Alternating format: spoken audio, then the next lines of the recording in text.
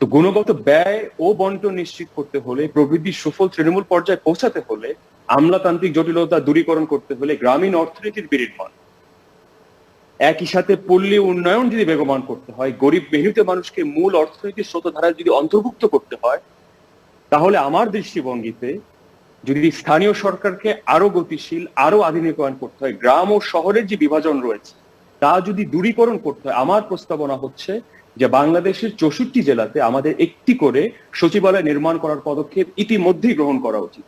আমাদের মনে রাখতে হবে, যদি আমরা একটি অংশগ্রহণমূলক অর্থনীতি গড়ে তুলতে চাই, তাহলে অবশ্যই আজকে আমাদের সেই সময় চলে আসছে যে প্রাদেশিক সরকার বা অর্থনৈতিক অঙ্গরাজ্যকে একটি স্থায়ী ও দীর্ঘমেয়াদী সমাধান হিসাবে তুলে ধরতে জাতির সামনে।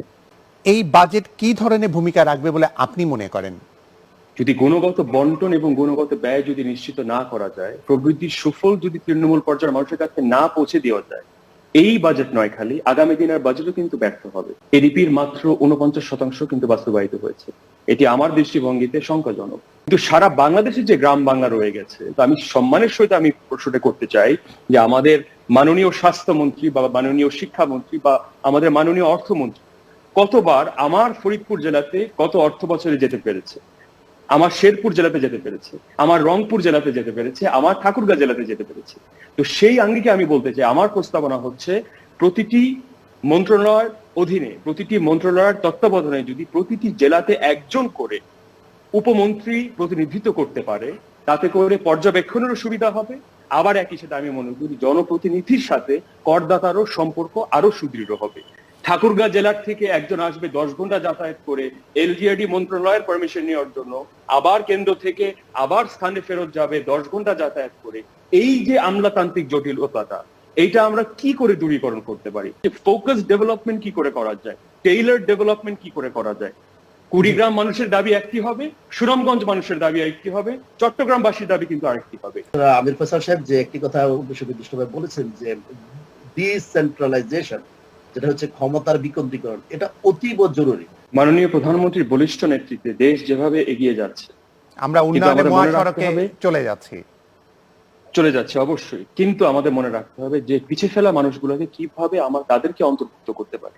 তো তার জন্য আমার প্রস্তাবনা রয়েছে, যেইভাবে মাননীয় প্রধানমন্ত্রী স্টার্ট আপ ফান্ডের জন্য অলরেডি কিন্তু আমাদের বাজেট দেখা গেল যে ফান্ড অ্যালোকেশন কিন্তু হয়েছে, তেমনি ভাবে যদি সারা বাংলাদেশে যদি গ্রামীণ স্টার্ট আপ ইকুইটি ফান্ড গঠন করতে পারে, যাতে করে সারা বাংলাদেশে 86,000 গ্রাম রয়েছে, 49,500টি ওয়ার্ড রয়েছে, 4,554টি ইউনিয়ন রয়েছে, 493টি উপজেলা রয়েছে, এই গ্রাম পর্যায়ে, উপজেলা পর্যায়ে, ইউনিয়ন পর্যায়ে যদি অর্থের বিকেন্দ্রীকরণ আমরা করতে পারি, তৃণমূল পর্যায়ে যদি আমরা গ্রামীণ উদ্যোক্তা যদি আমরা সৃষ্টি করতে পারি, তাহলে তাদের মাধ্যমে কিন্তু আমরা ব্যাপক আকারে আমরা কর্মসংস্থান আমরা সৃষ্টি করতে পারবো। ব্যবসা এবং বাণিজ্যের সহজীকরণের আমি দাবি জানাচ্ছি।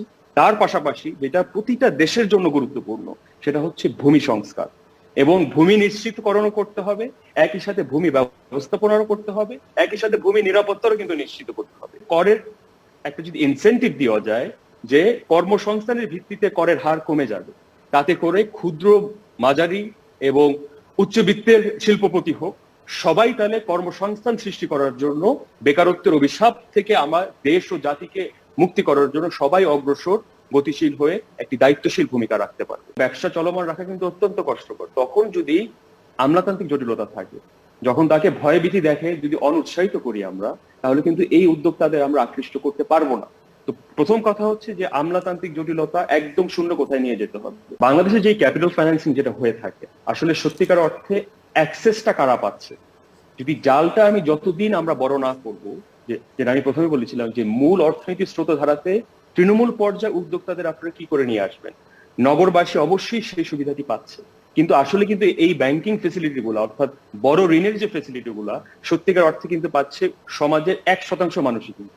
তো এই ঋণের আওতায় আমরা কি করে তৃণমূল পর্যায়ের উদ্যোক্তাদের মানুষগুলো নিয়ে আসি? যত বিনিয়োগই আসুক না কেন, দেখা যাবে যে বড় কর্পোরেট হাউসের কাছে গুলাই কিন্তু বড় বড় বিনিয়োগ গুলা চলে যাচ্ছে, বড় বড় ঋণ কিন্তু বরাদ্দ করা হচ্ছে বড় বড় কর্পোরেট হাউস গুলার কাছে। কিন্তু এই ঋণের বদলে যদি সরকার তৃণমূল পর্যায়ে, ইউনিয়ন পর্যায়ে 2 কোটি 10 কোটি টাকা করে যদি বিনিয়োগ করতো, আমার বিশ্বাস যে সারা বাংলাদেশে কম করে হলো প্রতি বছর 2 লক্ষ মানুষের উদ্যোক্তা সৃষ্টি করা, গ্রামীণ পর্যায়ে সৃষ্টি করা সম্ভব হবে। যে রেমিটেন্স যে 2% যে ইনসেন্টিভ দেওয়া হলো, তা কিন্তু শতভাগ সফল হয়েছে। যে ডিজিটাল কারেন্সি অ্যাডপশন কিন্তু বাংলাদেশে আগামী 5 বছর না হলেও আগামী 10 বছরের মধ্যে কিন্তু ঠিকই বাংলাদেশ করবে। কিন্তু এই পদক্ষেপ যদি আমরা আগে নিতে পারি, ব্লকচেইন টেকনোলজি যদি আমরা ব্যবহার করতে পারি সঠিকভাবে, যথাযথভাবে যদি আমরা মূল্যায়ন করতে পারি, এই রেমিটেন্স ফ্লোটা অর্থাৎ বিদেশ থেকে টাকা পাঠানো যদি আরো সহজীকরণ করা যায়, জেলা পর্যায়ে যদি সদর দপ্তর করা যায় ব্যবসায়ী বিনিয়োগের জন্য, অর্থাৎ আমাদের ছেলেরা বিদেশে যারা যাচ্ছে তারাই যদি ব্যবসায়ী কেন্দ্রে যদি তাদের নিজ জেলাকে বেছে নিতে পারে, তাদেরকে আমি সেই সুযোগটা কি কারণে আমরা দিব না? যদি জাতি হিসেবে আমরা স্বীকৃতি দেই যে উদ্যোক্তা হওয়া ছাড়া অন্য কোনো বিকল্প পথ নাই, তাহলে অবশ্যই আমাদের বিনিয়োগটা যথাযথ হতে হবে এবং তৃণমূল পর্যায়ে হতে হবে।